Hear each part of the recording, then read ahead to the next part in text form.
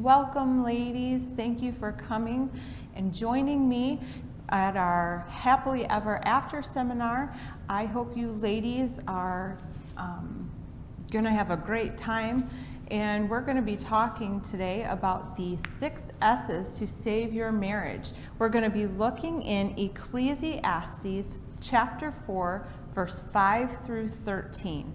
And I hope this will be a blessing to you as it has been to me. As I was studying this and going over it, I just hope it was a blessing. Let's go ahead and get started. In Ecclesiastes 4, verse 5, it says, "The fool foldeth his hands together and eateth his own flesh. Better is an handful with quietness than both the hands full with travail and vexation of spirit." Verse 7, "Then I returned and I saw vanity under the sun. There is one alone, and there is not a second. Yea, he hath neither child nor brother. Yet is there no end of all his labor. Neither is his eye satisfied with riches. Neither saith he, For whom do I labor and bereave my soul of good? This is also vanity. Yea, it is a sore travail." Verse 9, "Two are better than one, because they have a good reward for their labor. For if they fall, the one will lift up his fellow. But woe to him that is alone when he falleth, for he hath not another to help him up.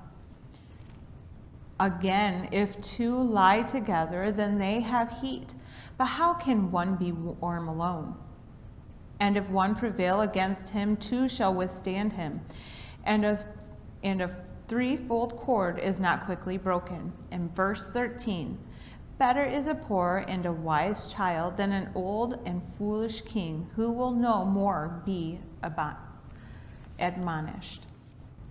You look at those verses, ladies, and you think, okay, where is she going with this? Well, like I said, we're going to be going over the 6 S's to save your marriage.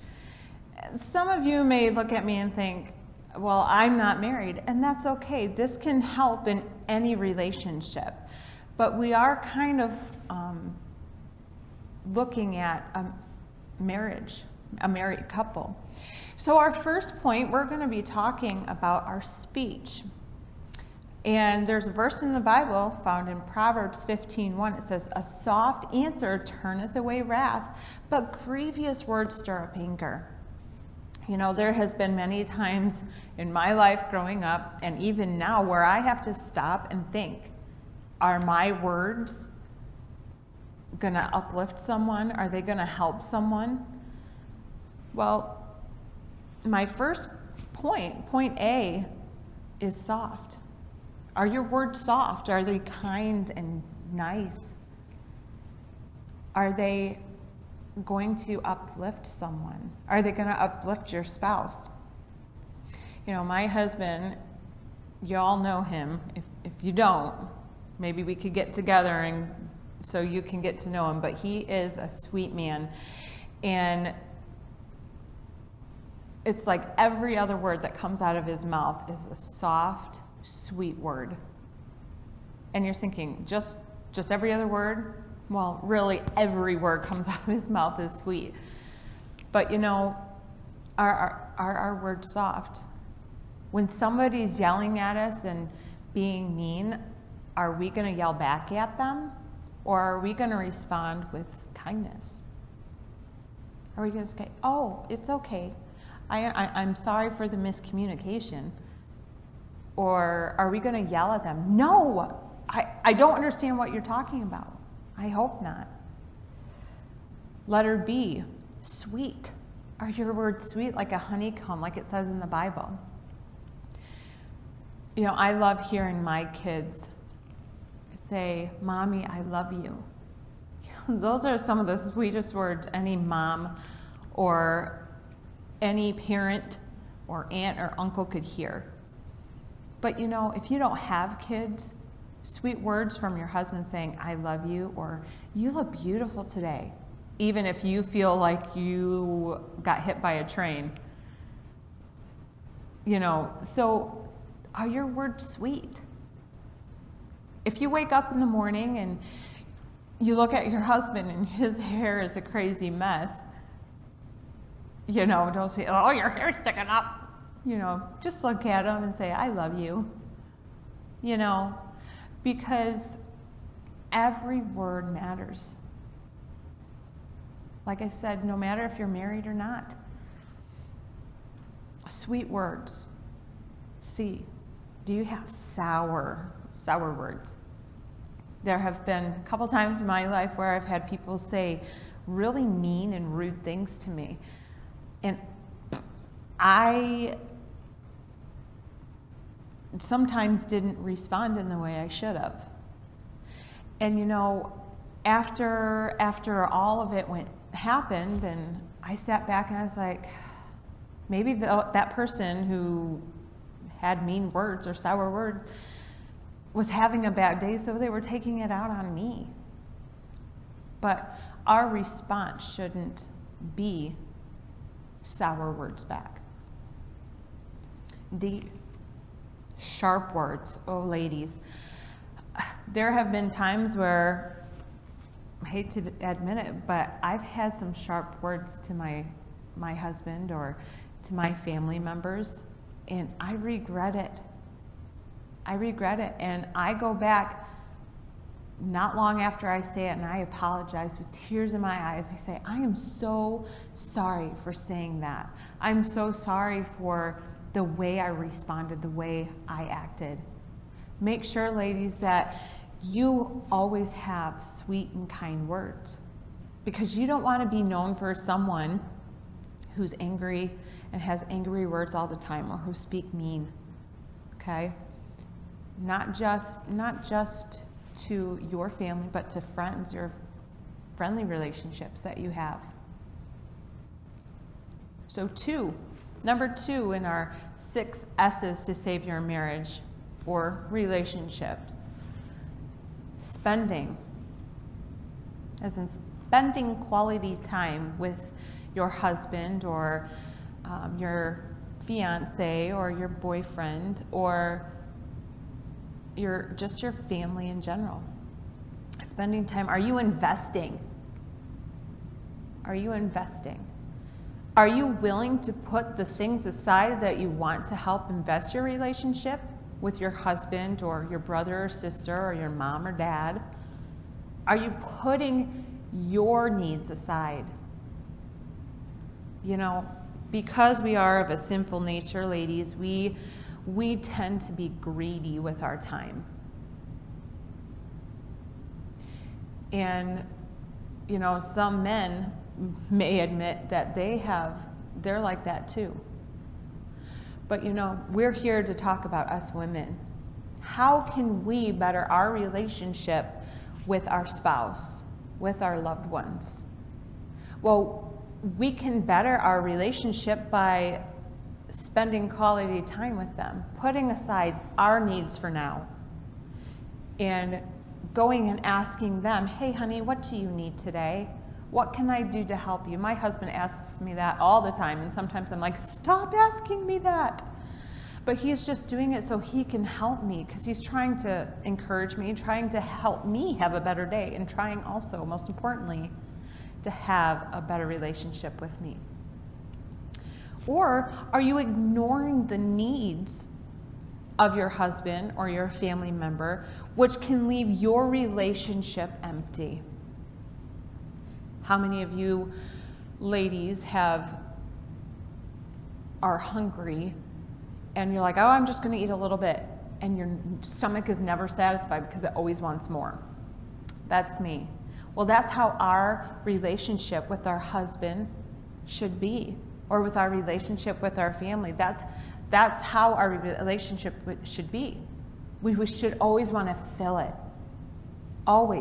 with love and respect for them and love them. And that's the second part of point 2, bankrupting. Are we bankrupting our relationship with our loved ones by ignoring the needs that they might have?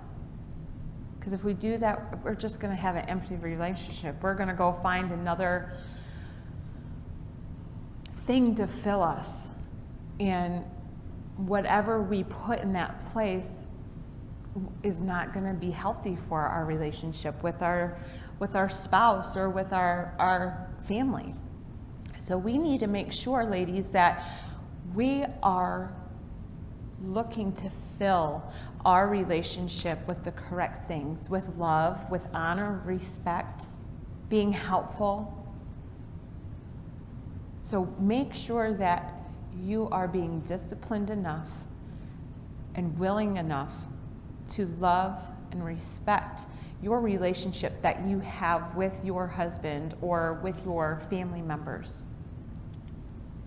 Brings us to point 3, our service. You're sitting there thinking, okay, so I have to wait on my husband hand and foot? You should want to. We're a help meet. We should want to help our husband. We should want to wait on him hand and foot. What matters to them? You know, my husband, when he was younger, had foot surgery. And so his feet bother him. He won't tell you, but his feet bother him all the time. And you know, I sit and I rub his feet, and I am not a feet person. I don't like touching people's feet. But you know what? Because my love for my husband, I'll do it. Because I love him and I don't want his feet to hurt. Some of you know that he's getting over a hurt shoulder, and for a while there, I'd rub his shoulder out. I would, do anything and everything I could to help him. And sometimes there's something else that needs to be done to be able to help it. But you know what? My love for him, because I hate seeing him in pain, I was there and I helped him. That was a need he needed. That was what mattered to him. Or what mattered to me was to help my husband. What are you doing to help your husband? Or what are you doing that matters to him? That matters to you, that will help him, that'll help your family in a way that matters to them. The fact that you love them is important. If they need something, go get it. If you know they're needing something, go get it.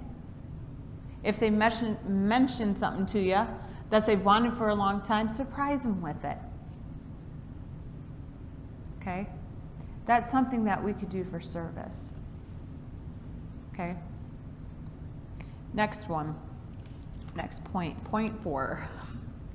I'm not going to dwell too long on this because the subpoints that I have underneath this point are very self-explanatory. And if you want more information, you could come talk to me about it afterwards. But number 4 is sex. Point A, made by God. God designed it, ladies, for the husband and wife. That's it.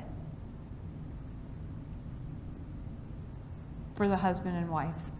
Made for each other. It's for the husband and wife to have time together.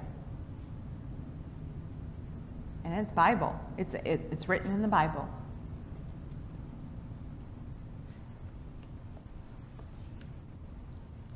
Number 5, saving. You're thinking, what do you mean saving? Saving your marriage? What? I don't need that. Yes, we do. Protect. Letter A, we need to protect our marriage. For those of you who may have young kids, or had young kids and they're teenagers now or adults, when they were younger, you always protected them from getting hurt. And even probably now if they're adult kids are adults, you still want to protect them the best you can. But the way that we can protect our marriage is by standing up for what we believe in. Don't let somebody pick on your marriage. Don't let Satan try to wiggle his way into your marriage, into your relationship with your family. Because if you let him do that, then he's going to ruin your life. Protect it. Ask God to put a hedge of protection around you and your spouse, you and your family, you and your loved ones, because the most important relationship that you can have in life, other than the relationship between you and God and you and your spouse if you're married, is your family. And if you don't care to protect it, then you're going to lose it. And the saddest thing is to have to lose a loved one. Stand up for them. B, provide for them. Help them with things that will help better your relationship. What are some things that can help your relationship? You know, my husband and I are on a diet, and I sit there and I'm like, oh, I wish I had this, but I can't eat it because I'm on a diet. So I'm trying to help my marriage by being healthy. And so my husband has been trying to find, and he's been doing a great job, he's been trying to help me find some snacks that are on our diet that I can eat. So I still kind of get those little snackies that I would want if I wasn't on the diet. So he bought me chocolates with caramel filling. He bought me chocolate bars with crushed nuts on top of it. And he bought some chips for me to snack on. I'm like, yes, I'm so excited. He is providing what I need. Actually, I really don't need those chips, even on a diet, but it's something good. I enjoy it, and he knows that. But are we providing for our family by buying stuff that doesn't really matter for the future? Are we sitting there and saying, oh, who cares? You don't need to read your Bible. We don't need to do family devotions. Yes, we do. We need to be in the Bible, personal devotions and family devotions. And if we're not, then our marriage will not be as good as what it could be. Our relationship with our family won't be as good as what it could be.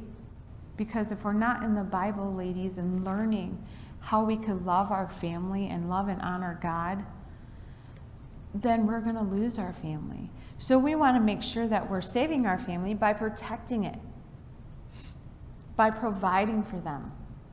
You know, my husband, I don't like grocery shopping.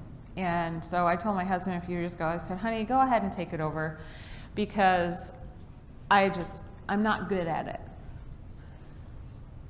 And so he does a great job, and he finds a whole bunch of good things on sale. And I'm sure I could, but he just has more of an eye for that kind of stuff. And as he would tell you, that I do have an expensive taste.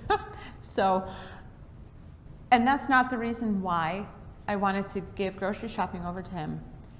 I wanted to do it because he knows what's best for us. And that's the way, you know, he helps our family, because he saves. Okay? So saving, protect them and provide for them. Point 6, sanity. Letter A, don't be stupid. Don't be stupid with your relationship with your spouse or with your family. If you're not married, don't be stupid. Don't make stupid decisions. Before you make a decision, pray about it.